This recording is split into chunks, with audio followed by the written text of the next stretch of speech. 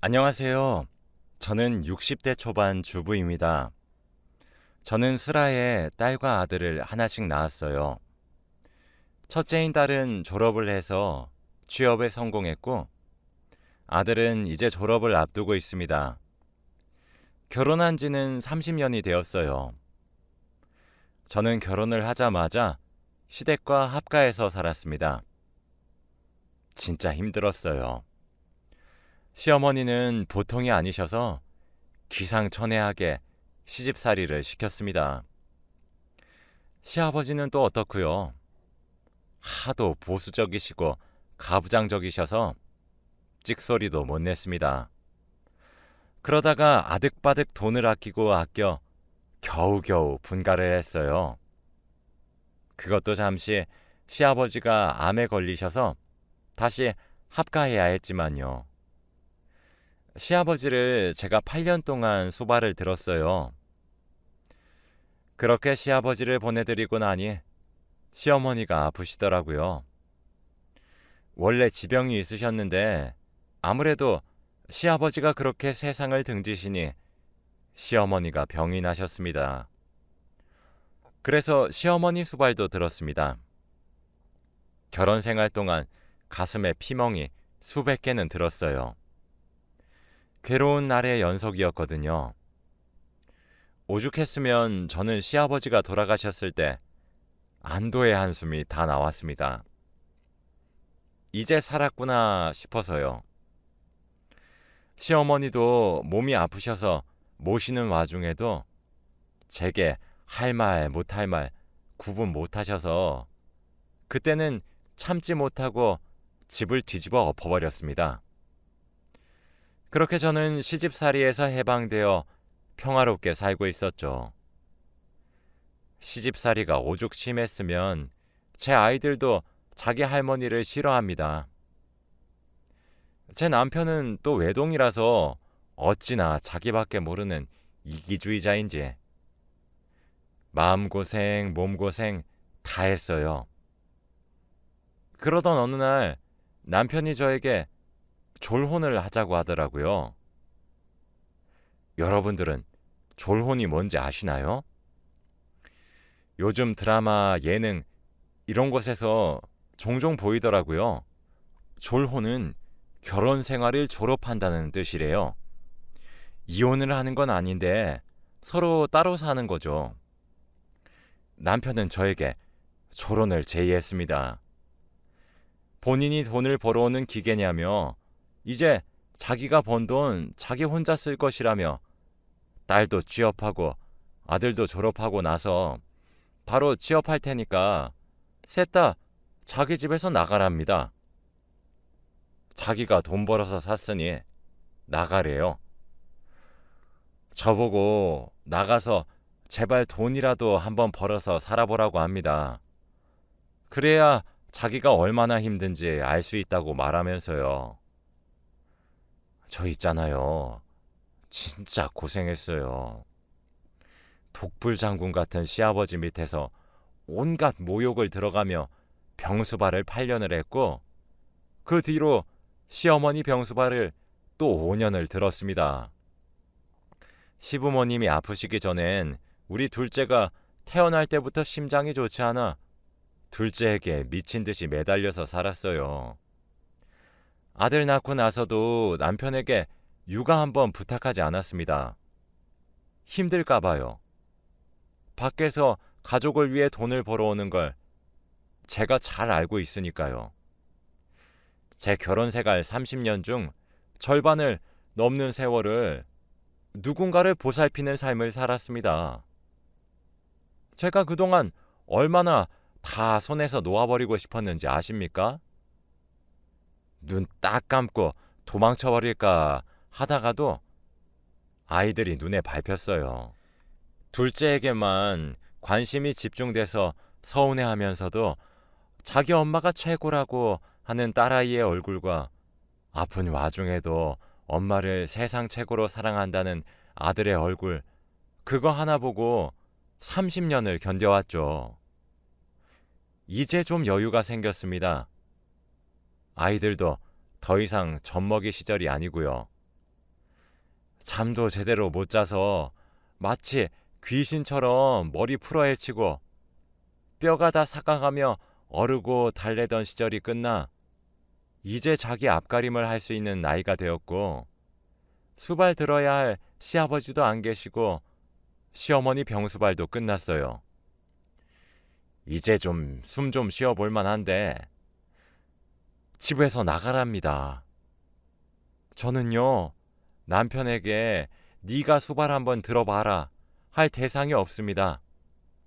남편은 저보고 돈 벌어보라고 말을 하는데 전 남편에게 뭘 해보라고 말을 할 게 없어요. 저는 결혼 생활 30년 동안 먹고 논 적이 단 한순간도 없었습니다.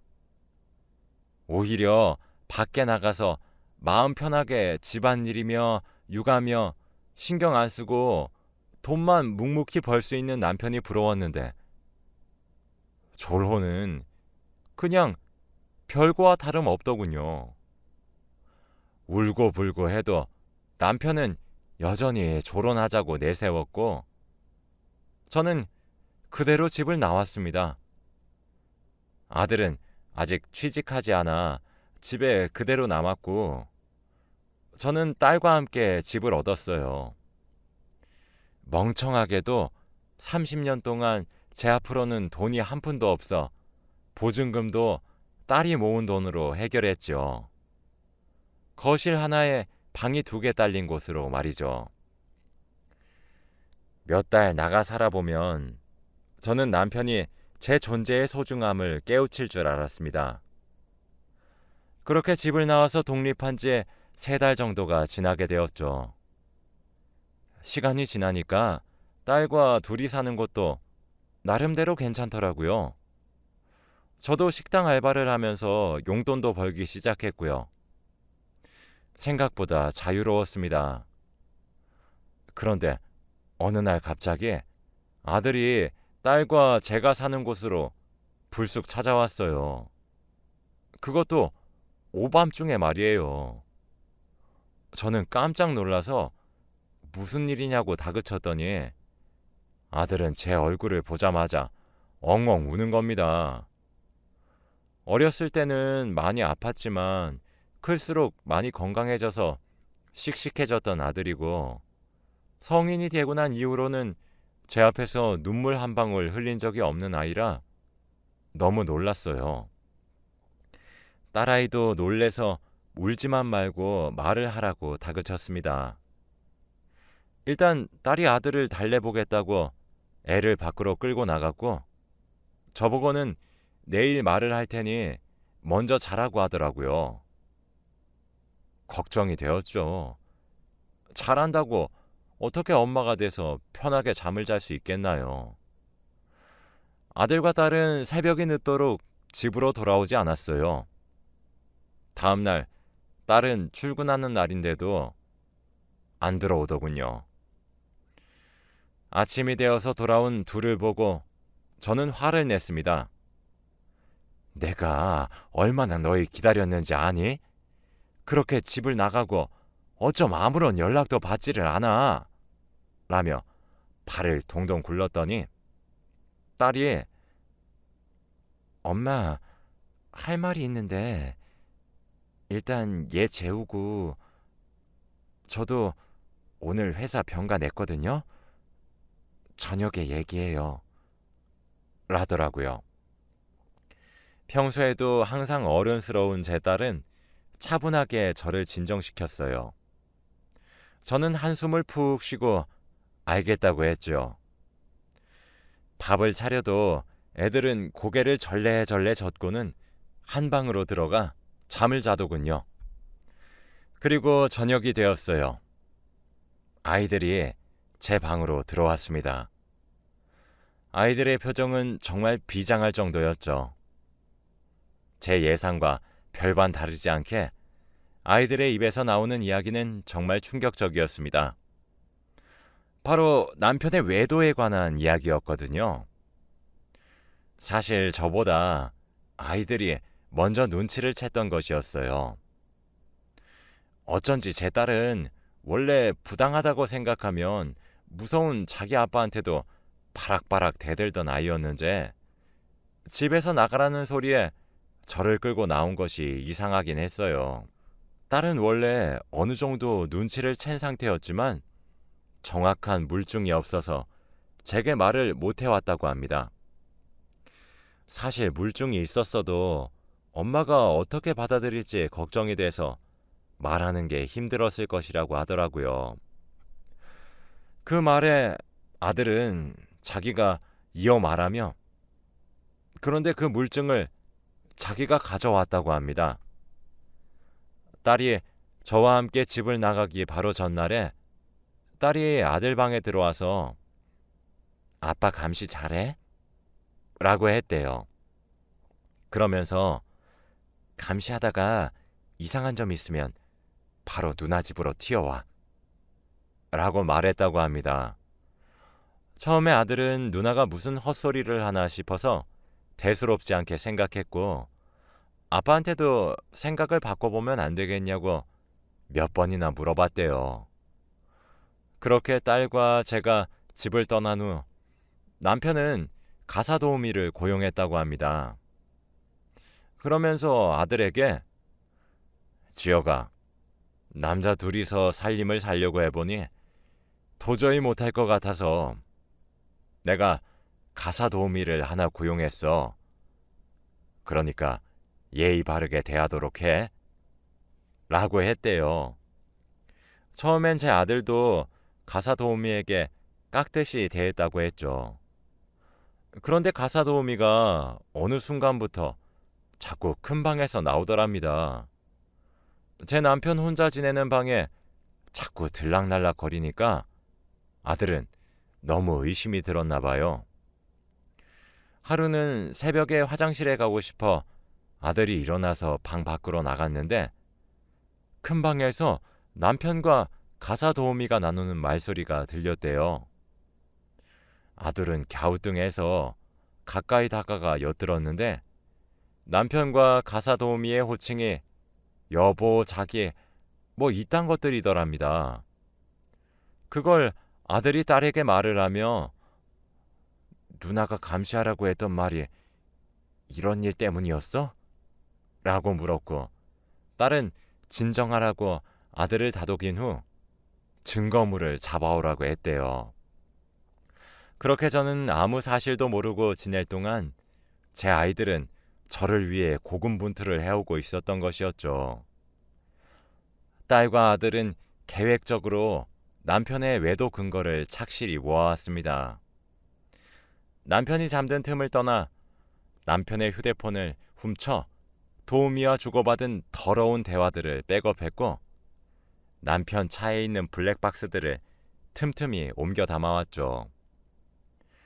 아들이 저희 집으로 헐레벌떡 달려왔던 날은 아들이 결국 남편의 결정적이었던 장면을 목격하고 돌아온 길이었어요. 여느 때와 달리 남편의 차에 가서 블랙박스를 빼내와 백업을 하려고 했는데 자동차가 움직이더랍니다. 슬금슬금 차로 가까이 다가갔더니 믿지 못할 일이 벌어지고 있었다고 하네요. 딸은 아들에게 그날 자초지종을 듣고 바로 남편 차의 블랙박스를 빼내와 파일을 백업시켰던 것이었죠. 저는 아이들에게 아빠 자동차 열쇠는 어디서 난 거니? 라고 물었어요. 딸은 그냥 아빠가 엄마 보고 집에서 나가라고 했던 날에 슬쩍 가져와서 바로 열쇠집에 가서 복사했어. 그리고 지혁이한테 지어주고 돌려놨지. 라고 했죠. 저는 그 증거들을 가져오라고 말을 한 뒤 아이들을 방으로 내보냈습니다. 그리고 더러운 메신저 내용들과 블랙박스에서 나눈 대화 등등을 전부 두 눈으로 똑바로 든 채로 바라봤어요. 대화를 요약해보니 제가 시아버지 병수발을 들었을 때부터 시작된 관계더군요. 이제 좀 있으면 알고 지낸 지가 10년이 되어 가더라고요. 저는 멍청하게도 10년의 세월 동안 눈치조차 채지 못했습니다. 모든 사실을 알게 된 그날을 기점으로 저는 시름시름 앓게 되었어요. 사실 너무 충격적이었거든요. 저는 남편 하나만 바라보고 살았고 그렇게 헌신적으로 살아왔는데 배신감에 치가 떨렸습니다. 딸과 아들은 열이 올라 누워서 끙끙거리는 제 손을 잡으며 자기들은 괜찮으니 엄마를 위해 제발 이혼을 하랍니다. 억장이 무너지는 것만 같았습니다. 다른 사람도 아니고 제 자식들에게 남편의 외도가 들킬 수 있습니까? 억장이 무너져 내리는 것만 같았습니다. 이런 사실을 알려줘서 미안하다며 그럼에도 불구하고 자기들이 제일 사랑하는 엄마가 아무것도 모른 채로 불이익을 당하는 것은 봐줄 수 없다고 울면서 말을 하는 아이들을 보고 있으니 참 뭐라 설명해야 할지 저는 그 모습을 보고 이혼을 결심했습니다. 남편이 너무나도 괘씸했어요. 사실 저만 아는 사실이었으면 아이들에게 아빠를 뺏고 싶지 않아 넘어갔을지도 모릅니다. 무엇보다 소중한 제 보물들이니까요. 그러나 이미 아이들에게 먼저 들킨 이상 남편을 용서해 줄 수는 없었죠. 제 자식들이 대체 무슨 심정으로 저에게 모든 사실을 알렸겠습니까? 저는 독해지기로 결심을 했어요. 며칠 뒤 몸을 추스른 후 저는 변호사를 만나러 갔어요. 이혼 소송과 관련하여 상담을 받았습니다. 며칠에 걸쳐 저는 소장을 작성했어요. 그 후 남편에게 연락을 해서 밖에서 잠시 만나자고 했습니다. 저는 남편을 보자마자 당신 혹시 바람 펴? 라고 물었어요. 다짜고짜 사람 앉기도 전에 무슨 말을 하는 거야? 라고 남편은 딱 잡아떼더군요. 저는 다 알고 왔어. 솔직히 말해. 지금 바람 안 펴? 라고 물으니 남편은 여전히 이 사람이 뭘 잘못 먹었나? 당신 정신 나갔어? 무슨 말도 안 되는 소리야. 라며 오히려 자기 머리 옆에 손가락을 돌리며 저에게 미쳤냐고 물어보더군요. 저는 나 오늘 변호사 만나고 오는 길이야. 아마 며칠 뒤에 당신 앞으로 소장이 하나 도착할 거야. 우리 이혼해.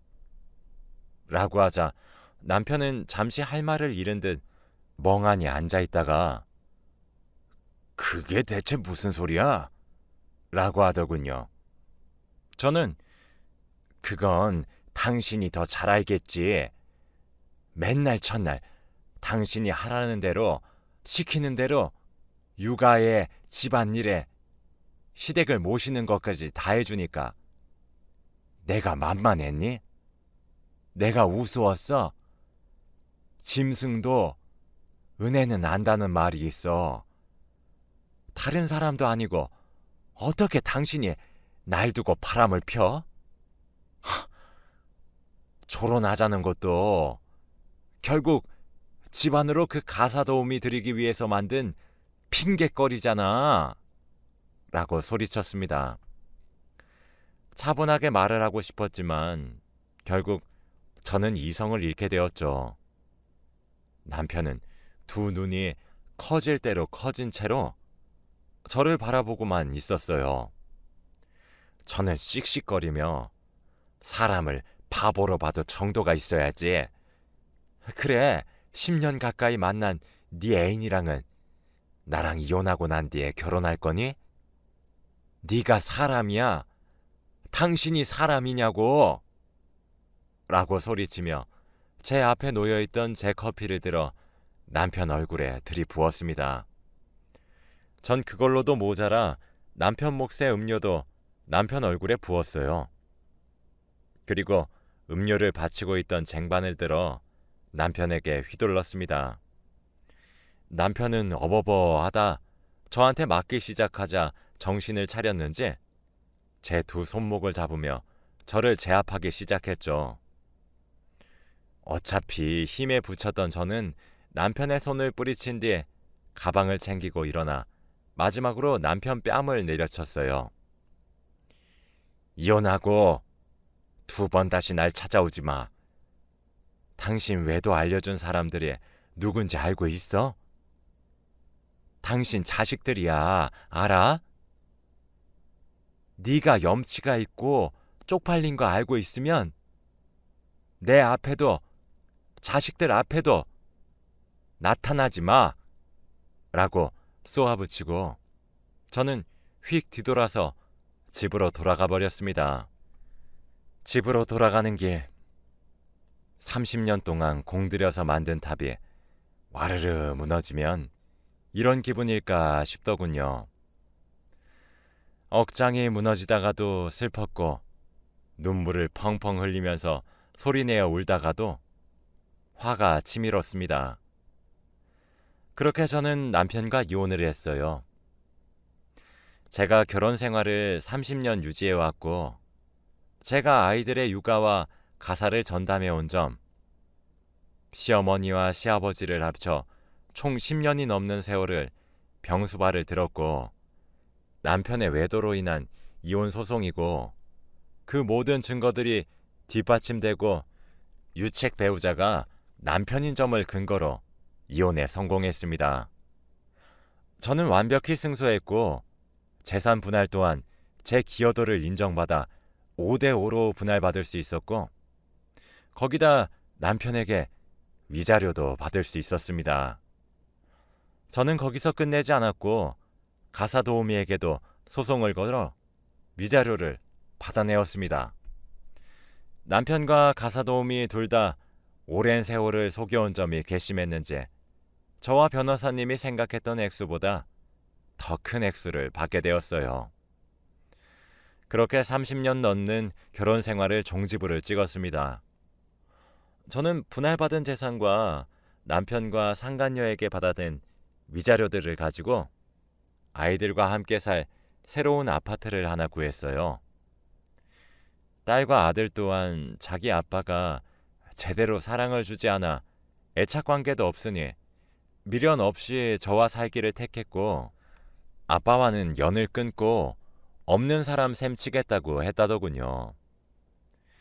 남편은 자신의 인생이 파탄이 나서야 자기 잘못을 뉘우치기 시작하더군요.